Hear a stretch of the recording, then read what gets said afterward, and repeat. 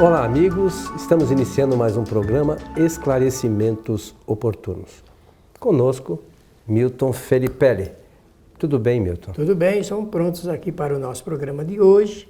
E aproveito para saudar os nossos amigos ouvintes e também os espectadores, desejando-lhes que os bons espíritos nos ajudem sempre.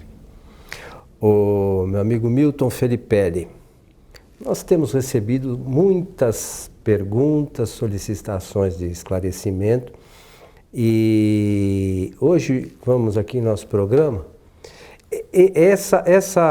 Esse questionamento tem vindo com frequência e por diversas pessoas, né?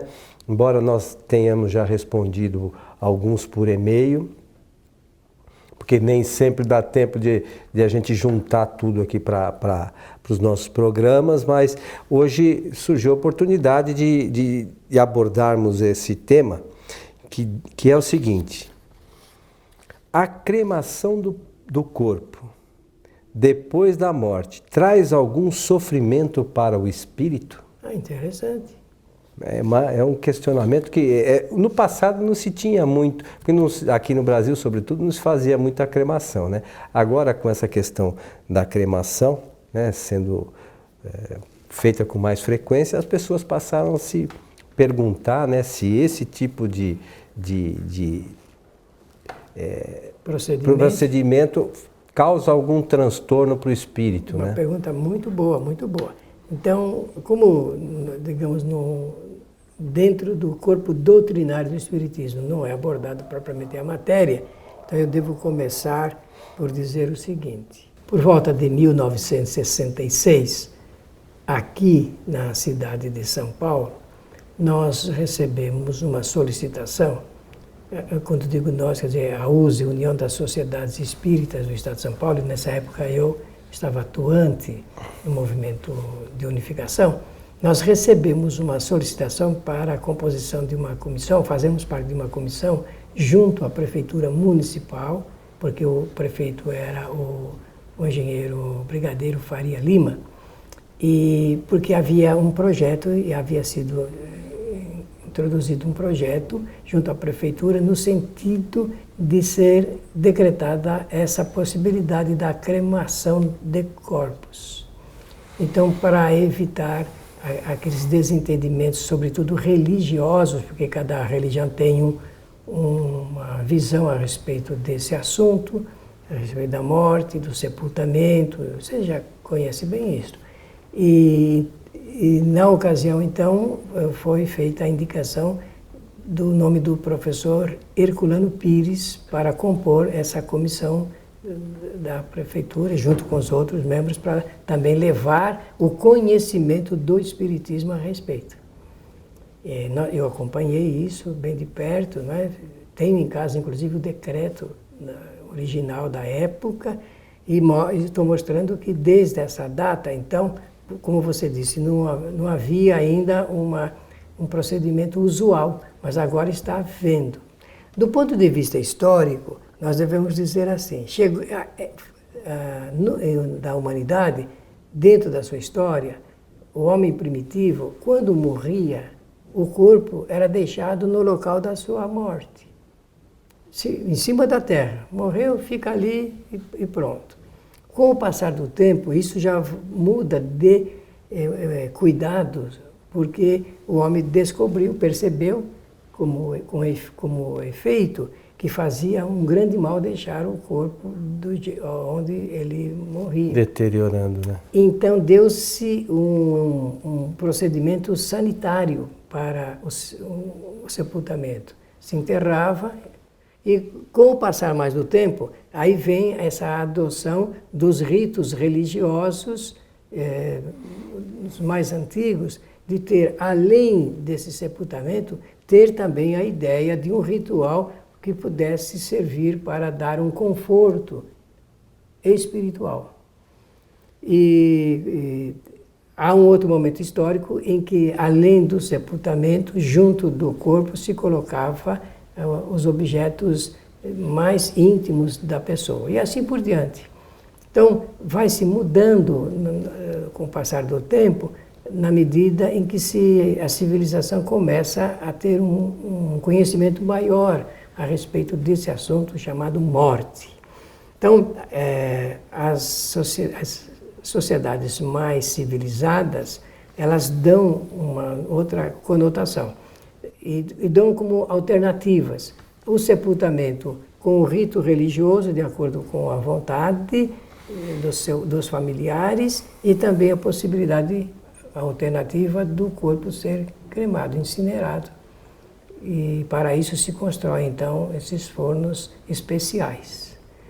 O que quem está perguntando quer saber, se ao cremar-se o corpo, o espírito sente, de alguma forma, algum tipo de sofrimento.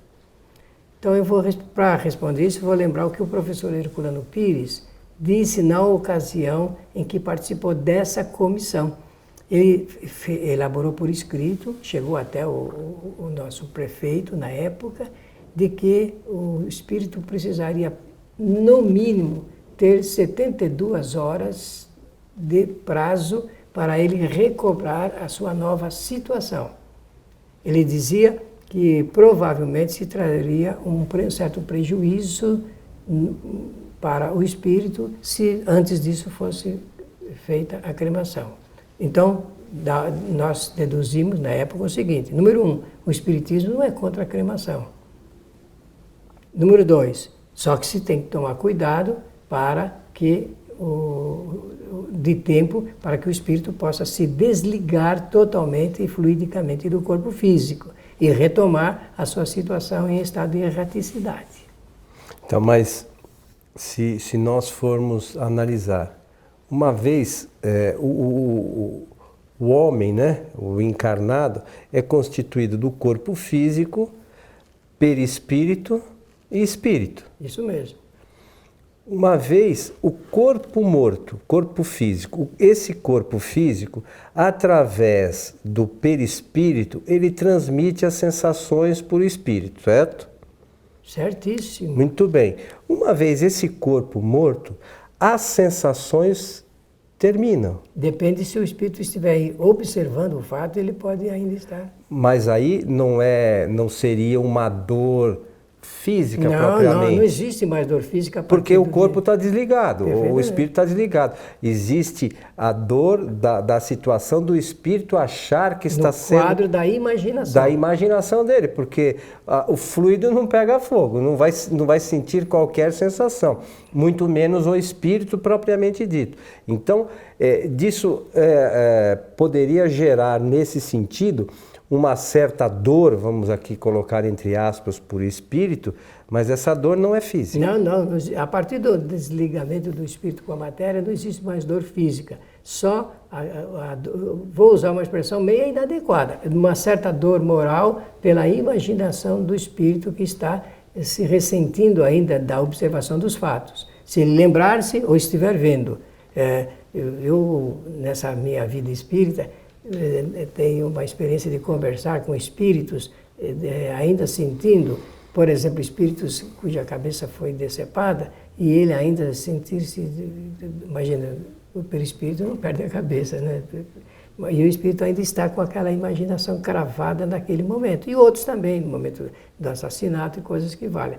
E nesse caso aí, se o espírito estiver vendo a cremação e não estiver preparado, porque tem alguns que deliberadamente assinam uma autorização para que o seu corpo seja cremado após a sua morte. Outras é a família que faz isso.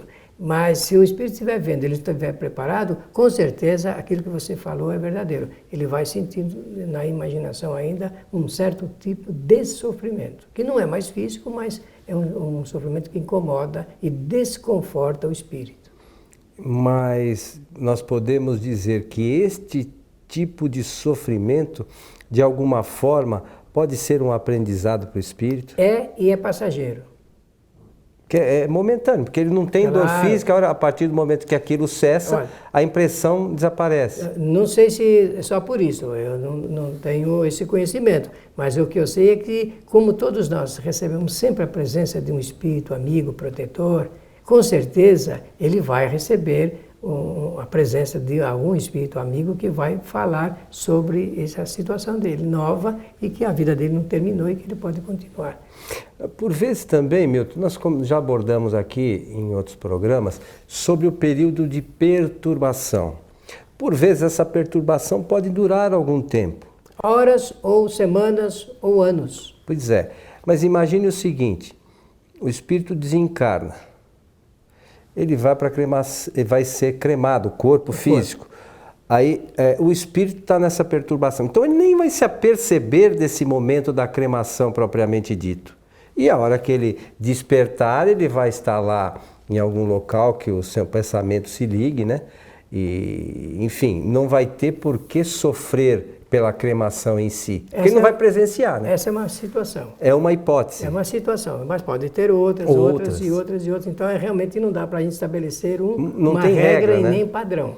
E nem regra nem padrão. Por isso que chegou-se à conclusão em 66 de que aguardando no mínimo essas horas ficaria mais fácil para o espírito depois tomar ciência da sua seu novo estado.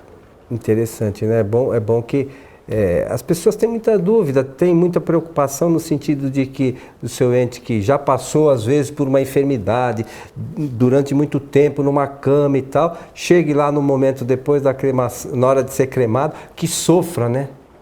Mas tem um outro lado da questão também. Às vezes o espírito, quando desencarna e é enterrado, né?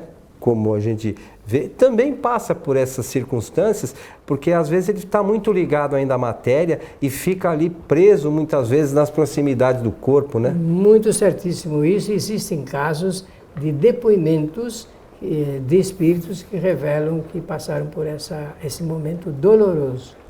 Quanto mais preso for o espírito à matéria, mais ele sofre, mais algum tipo de sofrimento ele vai ter.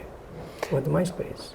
Mas é uma outra hipótese também que às vezes a gente não se dá conta, né? As pessoas, do modo geral, ficam preocupadas com a cremação e esquecem que existe também essa possibilidade da ligação ao corpo material trazer um certo transtorno para o espírito que desencarna, né? E é interessante que já chegou-se a pensar de se colocar na célula de identidade a vontade do espírito, do homem, se desejaria ou não ser cremado. Muitos têm receio, medo, não sabem o que vai acontecer, então cada pessoa reage de um jeito. O que eu posso dizer hoje é que nós reforçamos a cada minuto da nossa vida, eu digo da comunicação espírita, de que nós temos que ajudar as pessoas a entenderem e a se prepararem como funciona a vida e como se preparar para o dia da partida. Se nós fizermos isto, olha, meus amigos, nós sofreremos menos. Eu não estou dizendo que não vamos sofrer, estou dizendo que sofreremos muito menos. Uma outra questão que já abordamos aqui por diversas vezes é que o espírito, nós, do modo geral, né, quando a gente retorna para a pátria espiritual, a gente não muda absolutamente nada. Nós continuamos exatamente do mesmo jeito que nós éramos aqui quando estávamos encarnados. Então, se nós queremos chegar no mundo espiritual, ter uma condição melhor, então é melhor que a gente comece a fazer isso aqui, né? Embora a identidade, a cédula de identidade continue a mesma, o espírito está melhorado e a condição dele é diferente. E nós podemos fazer isso encarnados, né, Milton? Fazer uma transformação dos nossos conhecimentos, das nossas relações. Isso, inclusive, isso é um dos objetivos da encarnação, né? Então, Coelho, temos também um pensamento de que temos que nos apoiar, aprender a nos apoiar nas instruções do Espiritismo, nas instruções mais sólidas ligado com esse assunto do comportamento, conforme você está salientando. Nesse sentido, eu estou me lembrando perfeitamente de que uma excelente recomendação é não apenas a leitura, porque as pessoas dizem assim, eu já estou fazendo o Evangelho no lar. Não dá para fazer o Evangelho porque ele já está pronto. E também já estou lendo, está lendo, mas o principal do que contém no Evangelho segundo o Espiritismo é o estudo aprofundado sobre o significado da vida, as propostas que a doutrina traz em decorrência da análise dos ensinamentos morais de Jesus, que Allan Kardec pôde fazer e publicou em 1864.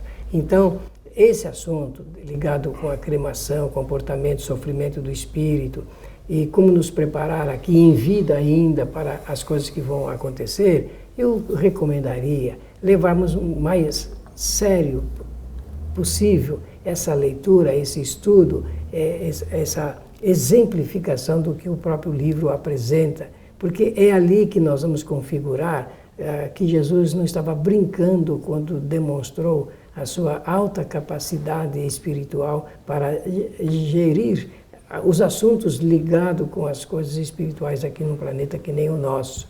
Olha que interessante, ele transmite o seu conhecimento há mais de 2000 anos atrás, o conhecimento dele foi oral, ele não escreveu absolutamente nada, grafaram, escreveram, textualizaram parte dos seus conhecimentos, mais tarde a coisa vai ser conhecida, publicada em todos os idiomas. Então, parece que ainda esses ensinamentos estão fresquinhos no nosso pensamento, no pensamento da nossa humanidade. Por ora, só o Ocidente, mas eu não tenho dúvida que pouco a pouco nós vamos ter a expansão desses conhecimentos alcançando outros locais.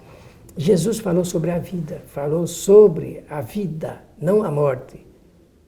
Ele deu força expressiva para isso, para nós não darmos tanto valor ao corpo material, ao sepultamento. Nada disso para Jesus tinha valor. O que tinha valor mesmo realmente era cuidar do espírito, fazer o espírito, levar o espírito ao processo do conhecimento para que ele, espírito, pudesse viver melhor. Esse é o discurso do Mestre e Jesus realmente se apresenta como um grande orientador espiritual da nossa humanidade. Até porque Jesus, com a sua evolução, né, com o seu nível de conhecimento, já sabia que o espírito é imortal, né? Com certeza. Então, às vezes a gente desconhece, ainda muitas pessoas ainda desconhecem que o espírito sobrevive pelos tempos aí à frente, vai chegar à perfeição relativa, mas o espírito é imortal. E ele demonstrou a imortalidade através da comunicação dos espíritos por meio da intermediação dos médiuns. Ele fazia realmente as comunicações espirituais. E por esse meio ele comprovou cientificamente a imortalidade. Falou da lei de evolução, de reencarnação, livre-arbítrio, causa e efeito. Nas 32 parábolas de Jesus que estão ali no Novo Testamento, nós podemos identificar esses ensinamentos solenes do Mestre. E a necessidade também da transformação da pessoa, né, Milton? Porque às vezes nós estamos aqui encarnados e, como diz a música, deixa a vida levar, né? E a gente não se preocupa com o objetivo realmente da encarnação. Que tem que ser o contrário. Nós levarmos a vida, conduzirmos a vida, orientarmos a vida. Para que a gente evolua. Senão como o espírito passa por aqui, mas não aprende como deveria aprender. E aí fica, como a gente fala, o espírito não retrograda, não, mas acaba não evoluindo tudo aquilo que poderia. E mais uma vez, aí volta aquela questão das dores conscienciais, né? Que as dores conscienciais são muito maiores do que qualquer problema que a cremação possa vir a causar ao espírito, né? Devemos cumprimentar a pessoa as pessoas, né? Porque você se fala, são várias. As pessoas que estão estudando a matéria, que se preocupam também com isso, porque com esse material podem orientar outros tantos, né?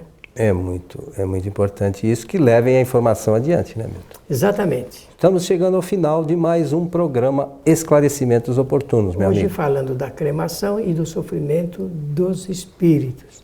Pela oportunidade, mais uma vez, desejar que eles, os bons espíritos, nos ajudem sempre.